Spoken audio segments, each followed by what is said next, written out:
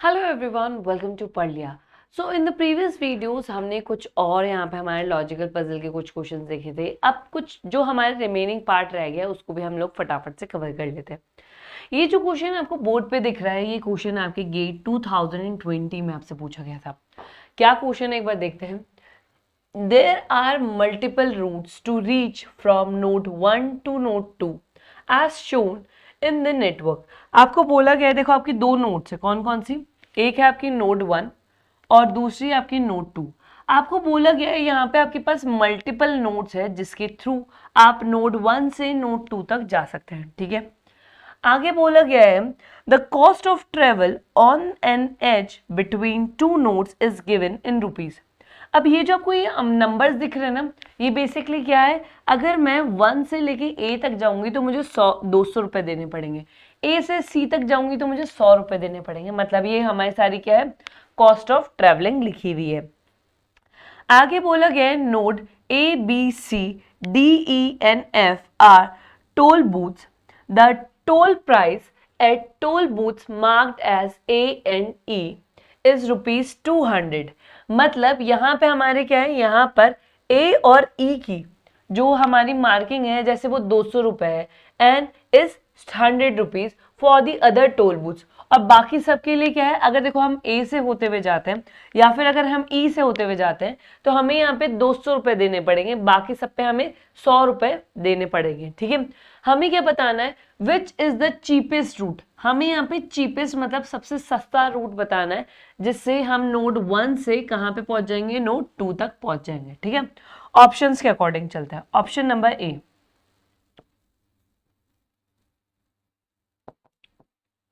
Option A मुझे क्या बोल रहा है, देखो ए बोल रहा है कि आप 1 से ए के लिए गए, ए से सी पे गए, सी से 2 पे गए। ठीक है, चलो देखते हैं कॉस्टिंग कितनी आ रही है। देखो जब मैं 1 से ए पे गई तो मुझे 200 रुपए देने पड़े। ठीक है, ए से सी पे गई तो 100 रुपए देने पड़े और सी से 2 पे गई तो फिर से 100 रुपए देने पड़े। मतलब टोटल कॉस्टिंग आ गई 400 रुपए।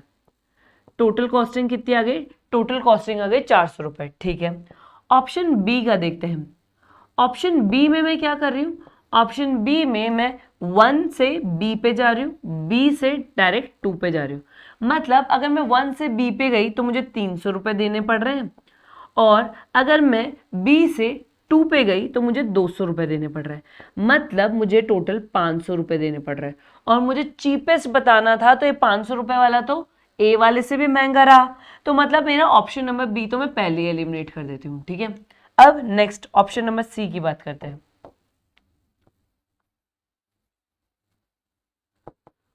ऑप्शन सी की बात करें तो सी में पहले मैं 1 से लेके एफ तक गई, एफ से मैं ई गई और ई से मैं 2 पे गई। ठीक है, तो 1 से एफ पे जाने के मेरे 100 रुपए लगे, एफ से ई पे जाने के लिए मेरे पास 100 रुपए लगे और ई से मेरे पास 2 पे जाने के लिए मेरे पास 200 रुपए लगे। मतलब फिर से मेरे कितने लग गए, फिर से मेरे 400 रुपए लग गए।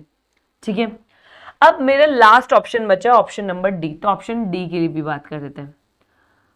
ऑप्शन डी में क्या हो रहा है, डी में 1 से लेके एफ तक गई, एफ से बी तक गई और बी से मैं 2 पे गई। ठीक है, चलो यहाँ पे कितनी कॉस्टिंग आ रही है, देखो 1 से एफ, एफ का है यहाँ पे कितने रुपए लगे, 100 रुपए। बी से मैं एफ पे, एफ से मैं बी पे गई, मुझे 0 रुपए देने पड़े, प्लस बी से मैं 2 पे गई, 200 रुपए देने पड़े। मतलब टोटल कॉस्टिंग कितनी हुई, टोटल कॉस्टिंग हुई 300 रुपए और मुझे सबसे सस्ता बताना था। तो आपने क्या कहा, देखो इस वाले पे तो आपको 400 रुपए देने पड़े और इस वाले पे भी आपको 400 देने पड़े और इस वाले पे ऑप्शन नंबर डी पे आपको सिर्फ और सिर्फ 300 देने पड़े। और तो यहाँ पे हमें चीपेस्ट बताना, तो चीपेस्ट कौन सा होगा, 300 रुपए होगा और ये दोनों ऑप्शन मेरे क्या हो जाएंगे, एलिमिनेट हो जाएंगे। ये दोनों ऑप्शन मेरे एलिमिनेट हो जाएंगे एंड द करेक्ट आंसर हुआ here is option number D. यहाँ पे मेरा करेक्ट आंसर क्या हुआ, द करेक्ट आंसर हुआ here is option number D. Clear, चले आगे, चलो नेक्स्ट पे चलते हैं। नेक्स्ट क्वेश्चन आपसे आपके गेट 2022 में पूछा गया।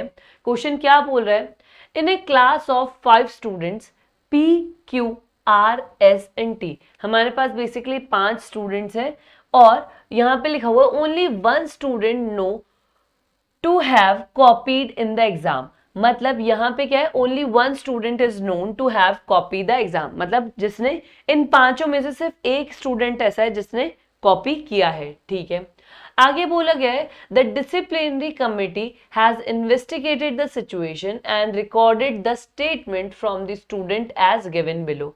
और इनमें से क्या किया गया, इन सबसे कुछ कुछ स्टेटमेंट्स लिए गए और ये यहाँ पे रिकॉर्ड किया गया और इन्वेस्टिगेशन हुई है। ठीक है, स्टेटमेंट ऑफ पी, पी ने क्या बोला है, पी बोल रहा है R has copied the examination, R ने कॉपी किया है। ठीक है, स्टेटमेंट ऑफ क्यू, क्यू क्या बोल रहा है, एस ने कॉपी किया है। मतलब देखो चीटिंग इन पांचों में से किसी एक ने की है। ठीक है, स्टेटमेंट नंबर आर या फिर स्टेटमेंट ऑफ आर, ये बोल रहा है कि पी ने कॉपी नहीं किया है। ठीक है, statement of S, only one of us is telling the truth. Okay, statement of T क्या कह रहा है, R is telling the truth, R क्या बोल रहा है, आर सच बोल रहा है। ठीक है, हमारे पास ये सारी सिचुएशन है। अब आगे क्या बोल रहा है, the investigating team had authentic information that S never lies. आपको क्या बोला गया कि यार एस कभी झूठ नहीं बोलता है। एस क्या है, एस कभी भी झूठ नहीं बोलता, मतलब एस हमेशा क्या बोलेगा, एस हमेशा सच बोलेगा, एस हमेशा आपको क्या बोलेगा, सच ही बात बताएगा। ठीक है, based on the information given above the person who has copied the exam. हमें क्या बताना है, हमें ये बताना है इन पांचों बच्चों में से कौन कौन से बच्चे हैं हमारे पास है यहाँ पे पी, क्यू, आर, एस और टी। हमें बोला गया है कि इनमें से बताओ कि कौन सा बच्चा जिसने चीटिंग की है, जिसने कॉपी की है। ठीक है, अब हमें क्या बोला गया है, देखो हमें यहाँ पे बोला गया है पी ये बोल रहा है कि आर ने चीटिंग की है। ठीक है, क्यू क्या बोल रहा है, क्यू बोल रहा है कि एस ने चीटिंग की है। ठीक है, आर बोल रहा है कि पी ने चीटिंग नहीं की। एस तो सच बोल रहा है तो एस को तो हम लोग मान लेते हैं, और एस बोल रहा है सिर्फ इनमें से एक ही जना सच बोल रहा है। ठीक है, और हमने स्टेटमेंट को क्या मान लिया, हमने इस स्टेटमेंट को ट्रू मान लिया। और टी क्या बोल रहा है, टी ये बोल रहा है कि आर सच बोल रहा है।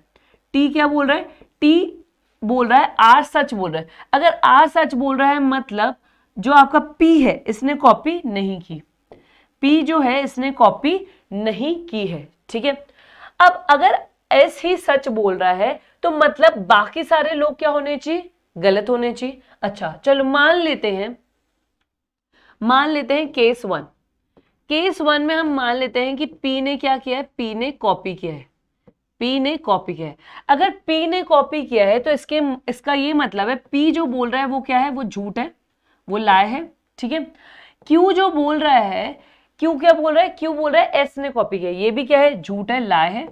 ठीक है, आर क्या बोल रहा है, आर ये बोल रहा है पी ने कॉपी नहीं किया, लेकिन हम तो यही मान के चल रहे हैं कि पी ने कॉपी किया है, मतलब आर भी क्या बोल रहा है, आर भी झूठ बोल रहा है। और जो हमारे पास टी है, टी क्या बोल रहा है, टी बोल रहा है आर ने जो बोला है वो सच है, लेकिन आर ने तो झूठ बोला है, मतलब टी भी क्या बोल रहा है, टी भी झूठ बोल रहा है। अगर आप ये मान के चल रहे हैं कि एस कभी भी झूठ नहीं बोलता है और इनमें से, इन पांचों बच्चों में से सिर्फ एक ही जना सच बोल रहा है और वो खुद एस है, इसका ये मतलब है कि बाकी सारे आपके झूठ होने चाहिए, और पी ने अगर कॉपी किया है तो बाकी सारे झूठ बोल रहे हैं एस के अलावा। मतलब जो हमारी कंडीशन है वो यहाँ पे सेटिस्फाई कर रही है, लेकिन क्या बाकियों में भी कर रही है कि एक बार देखते हैं। देखो केस 2, मान लेते हैं कि कॉपी किसने किया है, क्यू ने कॉपी किया है।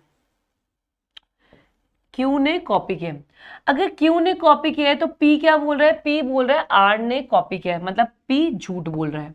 ठीक है, क्यू बोल रहा है एस ने कॉपी किया है, क्यू भी झूठ बोल रहा है। आर बोल रहा है कि पी ने कॉपी नहीं किया, इसका मतलब ये तो क्या हो गया, ये तो ट्रुथ हो गया। ठीक है, और टी बोल रहा है पी ने जो बोला है वो सच है, दैट इज पी ने कॉपी नहीं किया, और ये भी ट्रू हो गया। अगर ऐसा हुआ तो इसका ये मतलब हो गया ना, टोटल 3 लोग सच बोल रहे हैं। कौन कौन, एस तो सच बोल ही रहा है, उसके अलावा आर और टी भी सच बोल रहे हैं, लेकिन ये तो पॉसिबल ही नहीं है ना, क्योंकि हमें पता है कि इनमें से सिर्फ एक ही जना है जो सच बोल रहा है। ठीक है, तो ये क्यू तो हमारा आंसर नहीं होगा। केस 3 देखते हैं। केस थर्ड में हम लोग मान लेते हैं कि आर ने कॉपी किया है। हमने क्या मान लिया? हमने ये मान लिया कि आर ने कॉपी किया है। अगर आर ने कॉपी किया है तो पी क्या बोल रहा है? पी बोल रहा है आर ने कॉपी किया है, हाँ मतलब पी सच बोल रहा है, तो केस तो यही एलिमिनेट हो जाना चाहिए क्योंकि एक ही जना सच बोल रहा है और वो तो खुद आर है, मतलब बाकी सारे तो झूठ बोलने चाहिए। ठीक है, क्यू ने क्या बोला? क्यू ने बोला कि यहाँ पे हमारा जो एस है उसने कॉपी किया है, मतलब ये तो झूठ हो गया। आर ये बोल रहा है कि पी ने कॉपी नहीं किया, बेसिकली ये क्या हो गया? ये ट्रुथ हो गया। और टी भी ये बोल रहा है कि पी ने जो बोला है वो सच है, मतलब ये भी ट्रू हो गया।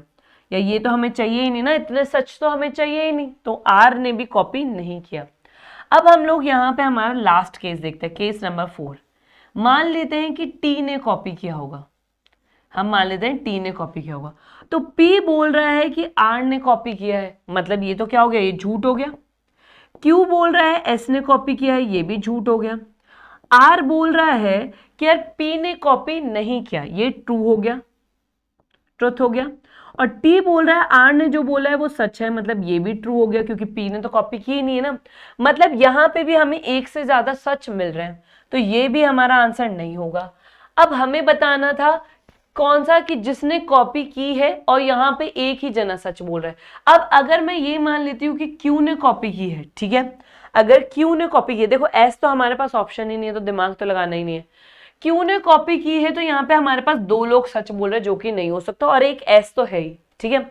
अगर हम मान ले आर ने कॉपी की है तो यहाँ पे तो 3 लोग सच बोल रहे हैं, ये भी पॉसिबल नहीं है। अगर हम मान ले कि टी ने कॉपी की है तो यहाँ पे भी हमारे 2 लोग सच बोल रहे हैं, तो ये भी पॉसिबल नहीं है।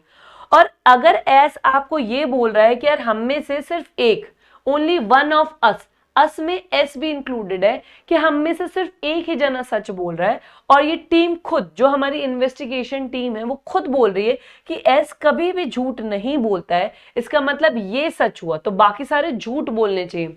और बाकी सारे झूठ हमारे सिर्फ तब आ रहे हैं जब हम कब मान के चल रहे हैं कि पी ने कॉपी किया है। तो हमसे यही पूछा गया था कि यहाँ पे चीटिंग किसने की है, तो चीटिंग आपकी किसने की है? पी ने की है। तो यहाँ पे करेक्ट ऑप्शन हो गया आपका ऑप्शन नंबर बी, ठीक है। तो इसी के साथ अगर हम यहाँ पे देखें तो हमारे पजल से रिलेटेड जितने भी प्रीवियस ईयर क्वेश्चंस भी थे वो सारे हमारे यहाँ पे क्या हो चुके हैं? यहाँ पे हमारे कंप्लीट हो चुके हैं, ठीक है। अब हम नेक्स्ट वीडियो में हमारे कुछ और टॉपिक के क्वेश्चंस को हम लोग डील करेंगे और ये देखेंगे कि उनके क्या कॉन्सेप्ट्स हैं और वहां पे हमारे पास PYQs क्या क्या अवेलेबल है। तो मिलते हैं नेक्स्ट वीडियो में, थैंक यू।